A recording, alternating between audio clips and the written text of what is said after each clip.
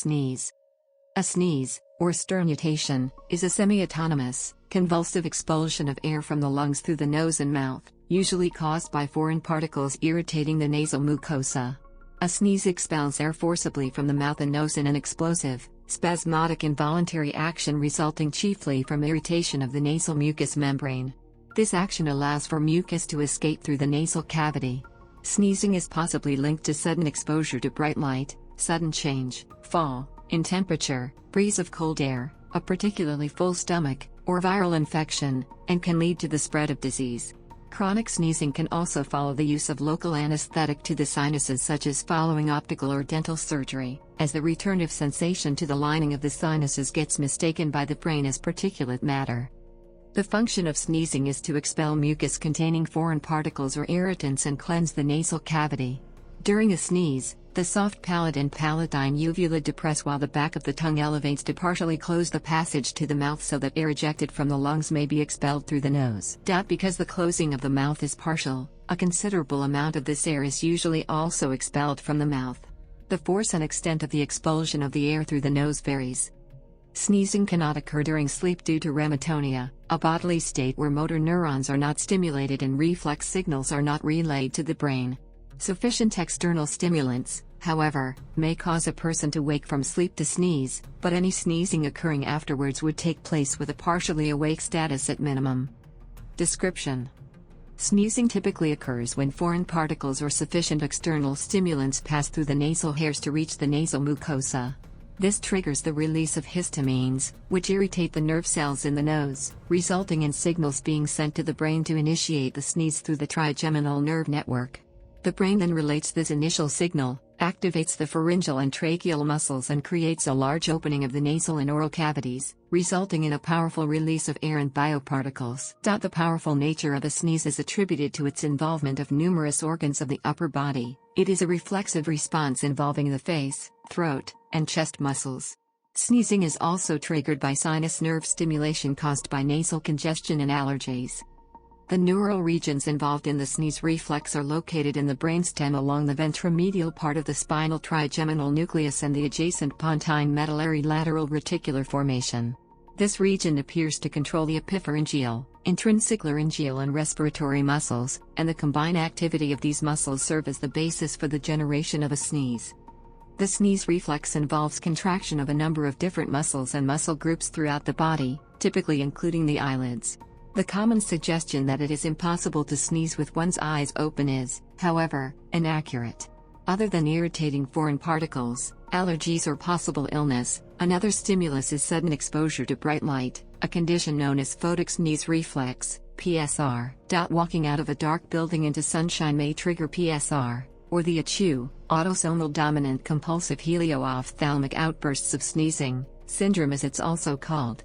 The tendency to sneeze upon exposure to bright light is an autosomal dominant trait and affects 18 to 35% of the human population.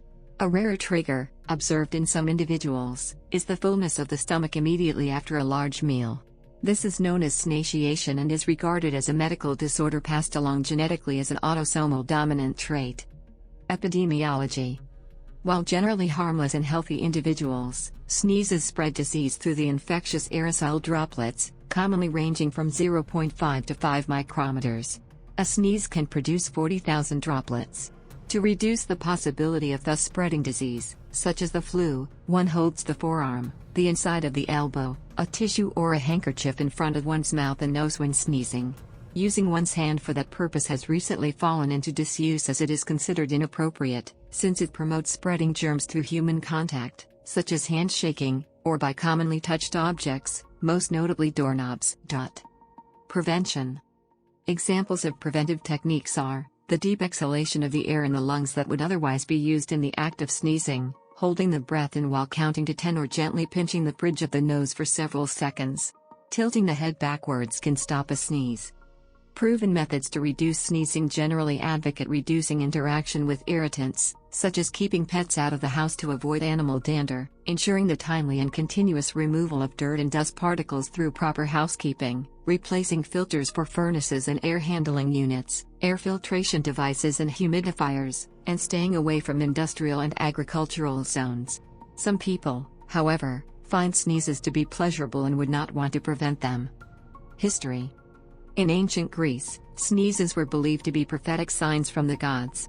In 401 BC, for instance, the Athenian general Xenophon gave a speech exhorting his fellow soldiers to fight against the Persians. A soldier underscored his conclusion with the sneeze. Thinking that this sneeze was a favorable sign from the gods, the soldiers were impressed. Another divine moment of sneezing for the Greeks occurs in the story of Odysseus. His waiting wife Penelope, hearing Odysseus may be alive, says that he and his son would take revenge on the suitors if he were to return.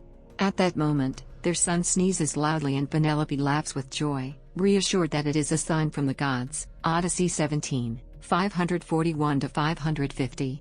It may be because this belief survived through the centuries, that in certain parts of Greece today, when someone is asserting something and the listener sneezes promptly at the end of the assertion, the former responds "bless you and I am speaking the truth," or "bless you and here is the truth." Gamma epsilon iota alpha sigma omicron upsilon kappa iota alpha lambda theta epsilon iota alpha lambda omega, Yasuki alithia leo, or gamma epsilon iota alpha sigma omicron upsilon kappa alpha iota nu alpha kappa iota eta alpha lambda theta epsilon iota alpha, Yasukanaki ilithia. A similar practice is also followed in India.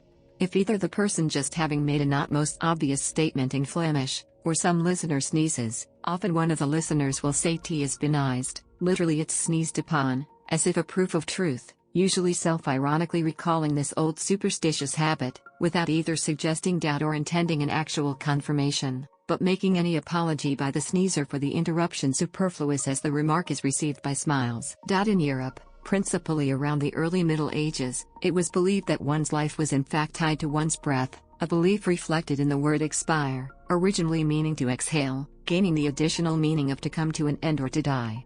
This connection, coupled with the significant amount of breath expelled from the body during a sneeze, had likely led people to believe that sneezing could easily be fatal.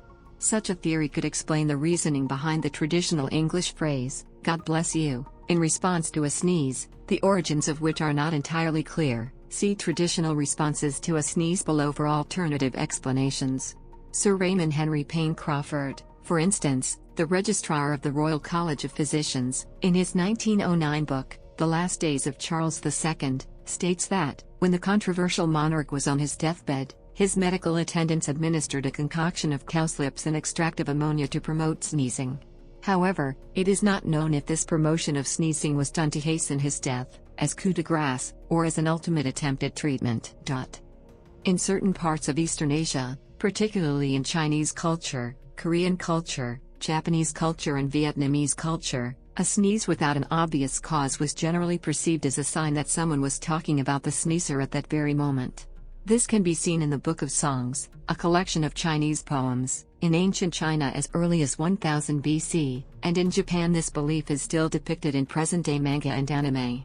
In China, Vietnam, South Korea, and Japan, for instance, there is a superstition that if talking behind someone's back causes the person being talked about to sneeze, as such, the sneezer can tell if something good is being said. 1 sneeze, something bad is being said. 2 sneezes in a row, even if someone is in love with him. 3 sneezes in a row, or if this is a sign that they are about to catch a cold. Multiple sneezes. Parallel beliefs are known to exist around the world, particularly in contemporary Greek, Slavic, Celtic, English, French, and Indian cultures. Similarly, in Nepal, sneezers are believed to be remembered by someone at that particular moment. Culture. In Indian culture, especially in northern parts of India, Bengali, Bangladesh and Bengal of India, culture and also in Iran, it has been a common superstition that a sneeze taking place before the start of any work was a sign of impending bad interruption. It was thus customary to pause in order to drink water or break any work rhythm before resuming the job at hand in order to prevent any misfortune from occurring. Contrarily, in Polish culture, especially in the Kresivjuni borderlands, a popular belief persists that sneezes may be an inauspicious sign that one's mother-in-law speaks ill of their son-in-law at that moment. The same phenomenon is thought to correspond to daughters-in-law and their mothers-in-law. As with other Catholic countries, such as Mexico, Italy, or Ireland, the remnants of pagan culture are fostered in Polish peasant idiosyncratic superstitions. The practice among Islamic culture, in turn, has largely been based on various prophetic traditions and the teachings of the Prophet Muhammad. An example of this is al-Bukhari's narrations from Abu Hurairah that Muhammad once said. Verbal responses. In English-speaking countries, one common verbal response to another person's sneeze is bless you. Another common verbal response to another's sneeze is Gesundheit, which is a German word that means, appropriately, good health. Several hypotheses exist for why the custom arose of saying bless you or God bless you in the context of sneezing. Other cultures have similar traditions. Sexuality. Some people may sneeze during the initial phases of sexual arousal. Doctors suspect that the phenomenon might arise from a case of crossed wires in the autonomic nervous system, which regulates a number of functions in the body, including waking up the genitals during sexual arousal. The nose, like the genitals, contains erectile tissue. This phenomenon may prepare the vomeronasal organ for increased detection of pheromones. A sneeze has been compared to an orgasm, since both orgasms and sneeze reflexes involve tingling, bodily stretching, tension and release. On this subject, sexologist Vanessa Thompson from the University of Sydney states, sneezing and orgasms both produce feel-good chemicals called endorphins, but the amount produced by a sneeze is far less than an orgasm. According to Dr. Holly Boyer from the University of Minnesota, there is a pleasurable effect during a sneeze, where she states, the muscle tension that builds up in your chest causes pressure, and when you sneeze and the muscles relax, it releases pressure. Anytime you release pressure, it feels good. There's also some evidence that endorphins are released, which causes your body to feel good. Endorphins induce the brain's reward system, and because sneezes occur in a quick burst, so does the pleasure. Sneezing while menstruating may result in a sudden vaginal menses emission. Sneezing in non-humans. Sneezing is not confined to humans or even mammals. Many animals including cats, dogs, chickens and iguanas sneeze.